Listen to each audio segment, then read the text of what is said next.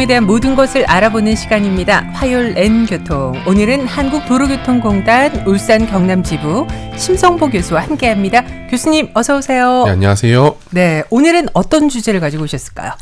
예, 지난주 월요일인 20일부터 경찰청에서는 2달간 전국 주요 교차로와 사고 다발 지역을 중심으로 우회전 일시정지 위반 차량을 집중 단속하겠다고 밝혔습니다. 지난 2022년 개정된 도로교통법 제27조에는 횡단보도를 통행하거나 통행하려고 하는 보행자가 있을 때에는 자동차의 일시정지 의무를 부과하고 있는데요. 보행자 사고를 줄여보고자 하는 법 취지에 맞춰 사실상 대부분 단속 유예 상태였던 우회전 단속을 당시에 원칙대로 진행을 하면서 우회전 방법이 바뀐 거 아니냐는 운전자분들의 오해를 사기도 했었습니다. 네. 네, 오늘은 올바른 우회전 방법과 우회전 시 사고 유형 및 주의사항 등에 대해서 말씀을 드려보도록 하겠습니다. 네, 이 법이 지난 2022년에 개정이 됐어요. 하지만 아직까지도 올바른 우회전 방법에 대해서 헷갈려 하시는 운전자분들이 꽤 많으신 것 같더라고요. 자, 어떻게 우회전을 해야 하는지 오늘 이 시간에 자세하게 좀 짚어봤으면 좋겠습니다. 좀 알려주세요. 예, 사실 이미지로 보여드리면 제일 이해하시기가 편하지만 이제 라디오 특성상 최대한 자세하게 안내를 해드려 보도록 하겠습니다. 네네. 예, 여기서 말씀드리는 우회전 방법은 이제 우회전 신호기가 설치되어 있지 않을 때임을 먼저 말씀을 드립니다. 예, 우회전을 할 때 운전자분은 2개의 횡단보도를 만나게 되시는 경우들이 있는데요. 여기서 우회전 직전에 직진 상황에서 만나게 되는 횡단보도를 첫 번째 횡단보도라고 표현하겠습니다. 네. 예, 첫 번째 횡단보도는 보행자 신호가 적색일 경우 운전자는 일시정지 의무가 없이 서행을 하시면서 우회전을 위한 통과가 가능하고요. 이어서 만나는 두 번째 횡단보도 또한 적색인 경우 서행을 하시면서 통과가 가능합니다. 만일 두 번째 횡단보도가 녹색인 경우 보행자 유무를 확인하시어 보행자가 통행하고 있거나 통행하려 한다면 운전자는 일시정지, 보행자가 없다면 서행하면서 통과가 가능합니다. 네, 그러니까 만약에 우회전 신호기가 설치되어 있는 구간 같은 경우에는 그냥 신호 따라서 가시면 되는 거고, 예, 맞습니다. 네, 만약에 신호기가 없다 그러면은 간단하게 좀 정리를 해드리면 첫 번째나 두 번째 횡단보도 모두 적색인 상황에서 건너는 사람이 없을 때 그때는 서행하면서 지나갈 수 있다 이런 말씀이십니까? 예, 맞습니다. 네. 자, 그리고 그러면 이 첫 번째 횡단보도 통과 후에 두 번째 횡단보도가 녹색일 때 그때는 보행자가 있는지 없는지 살펴보시면서 만약에 있다면 일시정지 무조건 하셔야 되고요. 보행자가 없다면 안전을 살핀 후에 서행해서 통과가 가능하다. 이런 말씀이신 것 같아요. 예, 그것도 맞습니다. 네. 자, 그럼 첫 번째 횡단보도가 적색이 아니라 녹색인 경우도 있잖아요. 네. 그런 경우에는 어떻게 해야 됩니까? 이게 무조건 적색 바뀔 때까지 무작정 기다려야 되는 겁니까? 예, 첫 번째 횡단보도가 녹색인 경우 보행자 유무와 상관없이 일시정지를 해야 하는 의무가 일단 있습니다. 네. 예, 그런데 만약에 횡단보도가 녹색이더라도 통행하거나 통행하려는 보행자가 없다면 우회전을 위해 서행하면서 통과가 가능합니다. 첫 번째 횡단보도 통과 후 두 번째 횡단보도는 앞서 말씀드린 바와 똑같이 하시면 되겠습니다. 네, 교수님 말씀에 따르면은 일단 첫 번째 횡단보도와 두 번째 횡단보도가 일시정지 의무가 있어서 그 부분에 있어서 조금 차이가 있는 것 같기는 해요.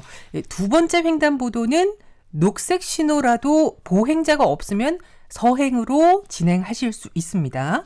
하지만 첫 번째 횡단보도는 이 녹색 신호에 무조건 일시정지한 후에 네. 보행자가 없다면 우회전을 위한 진행이 가능하다. 이런 말씀이세요? 예, 맞습니다. 이게 이제 그림 없이 말씀으로만 드리니까 조금 복잡하게 느껴지실 수가 있는데요. 네. 예, 기본 원칙만 아시면 크게 복잡하지 않습니다. 예, 원칙 1. 첫 번째, 두 번째 횡단보도 상관없이 횡단보도 신호가 적색인 상황에서는 일시정지 의무가 부여되지 않는다. 예, 원칙 2.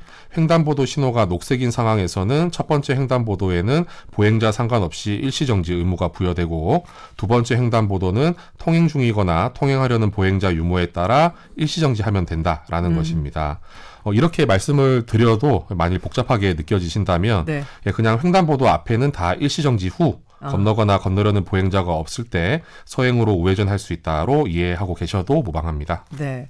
만약에 헷갈리신다면 마지막에 정리해 주신 것처럼 우회전 하실 때는 뭐 첫 번째, 두 번째 횡단보도 이런 거 아무 상관없이 횡단보도가 보인다면 일단은 일시정지한 후에 보행자 유무를 확인하시고 우회전을 진행하시면 될 것 같습니다.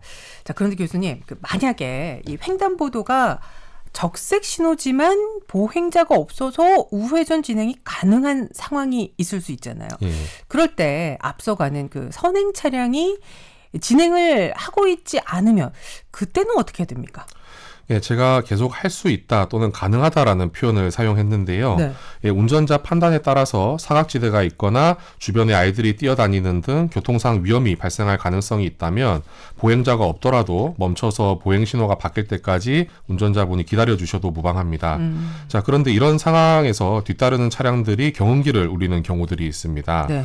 예, 이렇게 뒷차가 앞차에게 경운기를 계속 반복적으로 울려 진행을 강요하게 되면 되려 경운기를 울린 뒷차량들에게 도로교통법 제48조 제1항 8호 다목에 의거해서 과태료 또는 범칙금이 부과될 수 있습니다. 네. 이게 우회전하지 않고 신호를 기다리는 차량 뒤에서 경운기를 계속 울리게 되면 그거는 또 과태료가 부과될 수 있다.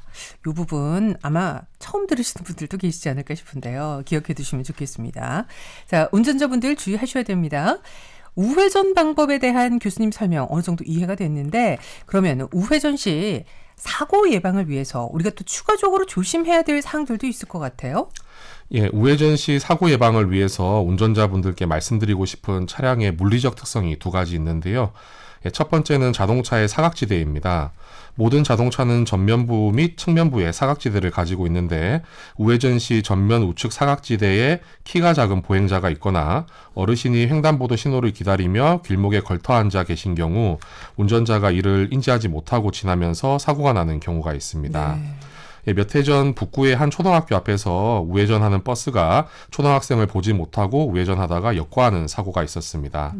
예, 이런 사고 형태는 이제 운전자분들이 조심하셔야 될 뿐만 아니라 예, 보행자분들도 보행 신호를 대기하실 때 꼭 보도 안쪽에서 대기하시고 뛰지 않는 등 예, 함께 주의가 필요합니다. 네. 우회전하실 때 자동차에 사각지대가 있다는 거 좀 인지하시고 주의를 하셔야 될 것 같습니다. 자, 그렇다면 두 번째 주의사항은 어떤 내용입니까? 예, 회전하고 있는 차량은 앞바퀴와 뒷바퀴 회전 반경이 차이가 납니다. 이를 내륜차, 외륜차라고 표현을 하는데요. 내륜차는 우회전 시 우측 앞바퀴와 뒷바퀴의 회전 반경의 차이, 외륜차는 우회전 시 좌측 앞바퀴와 좌측 뒷바퀴의 회전 반경의 차이를 이야기합니다. 여기서 내륜차를 잘 파악하지 않으면 우회전 시 앞바퀴는 문제없이 돌지만 예, 우측 뒤쪽에 뒷바퀴가 연석에 닿거나 차량 뒤쪽이 보도를 침범하는 일이 발생할 수 있습니다. 네네. 이를 의식을 하셔서 운전자분들이 우회전하실 때 차량을 크게 돌리시는 경우들이 있죠. 그렇죠. 예, 그럴 경우에는 되려 외륜차에 의해서 옆 차로를 침범해 사고가 발생할 수가 있습니다.